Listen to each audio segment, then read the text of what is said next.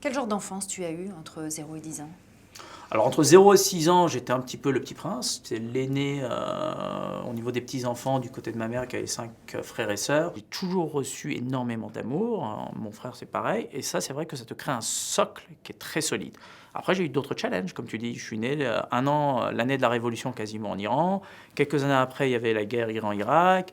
À l'âge de 6 ans, mes parents étaient obligés de quitter le pays, comme beaucoup d'Iraniens, à cause de la dictature des mollahs. Et donc, effectivement, tu te retrouves à un moment donné à devoir passer d'un extrême à l'autre, que ce soit au niveau culture, au niveau langage, au niveau famille ou autre. Et ça, effectivement, ça influence ta sensibilité après l'âge adulte.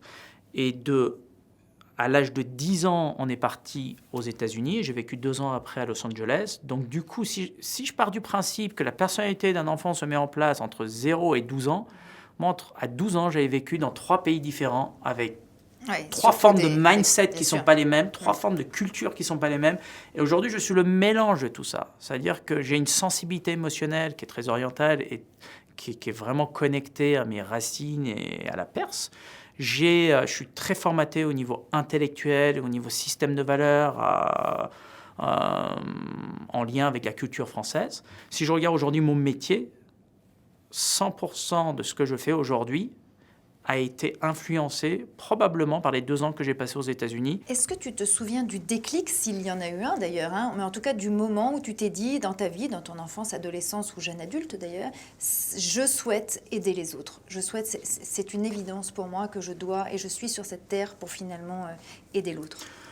Je pense qu'encore une fois, il y a 2 types de systèmes de valeurs. Il y a le système de valeurs inné, c'est-à-dire tu nais avec, et tu portes en toi l'énergie ancestrale de tes parents, grands-parents ou autres. Ça, c'est une évidence. Et après, tu as le système de valeurs acquis. Ce système de valeurs, encore une fois, se développe suite aux expériences de vie que tu vas vivre dans des environnements différents. Et moi, c'est vrai que quand j'étais tout petit, à l'âge de 4 ans, 5 ans, tu me disais qu'est-ce que tu vas faire? Je disais médecin. Parce que j'avais un grand-père qui avait eu un accident de voiture et qui était paraplégique. Et du coup, on vivait vachement en communauté les uns avec les autres. Donc, les maisons étaient collées les unes aux autres. Et donc, je passais toute mon enfance à aller jouer avec le stéthoscope avec lui. Et je jouais le rôle du docteur qui le soignait. Donc, probablement que cette expérience-là a ouvert une première porte. Alors après, tu as fait des études de chiropractie. Qu'est-ce que ce métier t'apporte aujourd'hui et apporte à la méthode Saine?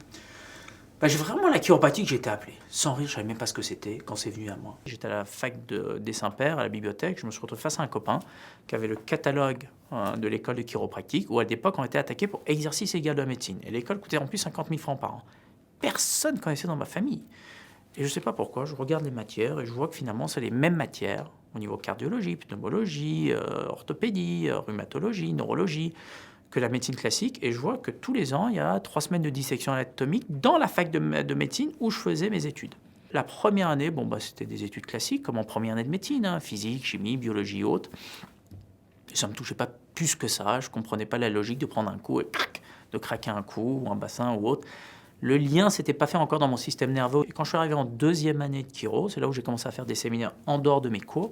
Et là, véritablement, je me rappelle, le premier séminaire que j'avais dû faire, c'était un séminaire avec Ted Morter qui a inventé la technique BEST et probablement aussi le séminaire SOT du docteur Di Jarnet. Et là, pour la première fois de ma vie, mon système nerveux a plongé dans le monde holistique, c'est-à-dire la relation entre le mental, la structure du corps, donc la chimie du corps et les émotions. Donc, il y a plusieurs personnes, effectivement, qui m'ont affecté. Le premier, il n'y a pas photo, c'était Ted Morter. J'étais en 2e année chiro. C'est la première fois que je me rendais compte que les émotions influençaient notre vie et notre santé.